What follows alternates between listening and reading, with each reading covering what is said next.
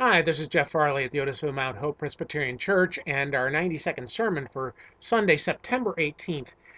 We were looking at Luke chapter 10, where Jesus answers the question, "Who is your neighbor?" It appears that someone came to him, a scribe, an expert in the law, who wanted to justify himself and asked Jesus, "How do I earn eternal life?" Jesus asked him, "How do you read the scriptures?" And he did what is called a Sunday school answer. He gave the straightforward thing that everybody's supposed to do in that situation who's been raised in a religious context. He repeated the Shema, the great prayer of the Jewish people about loving God with your whole heart. He added on to that you're to love your neighbor as yourself, which is found in Leviticus, the Shema found in Deuteronomy.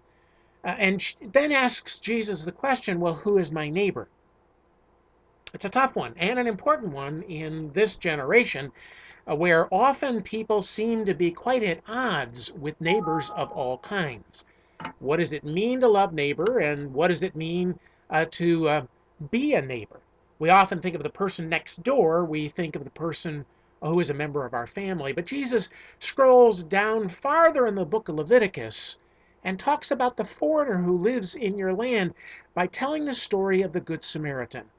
The one person, the heretic, not the priest or the Levite, who cares for a person who is their neighbor, someone who is injured, who had been beaten and left for dead after being robbed.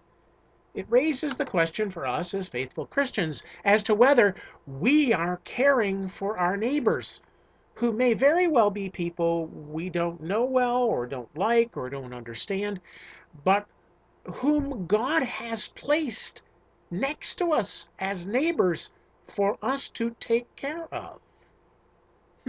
Interesting stuff. And that's our 90-second sermon for Sunday, September 18th. Thanks for joining us.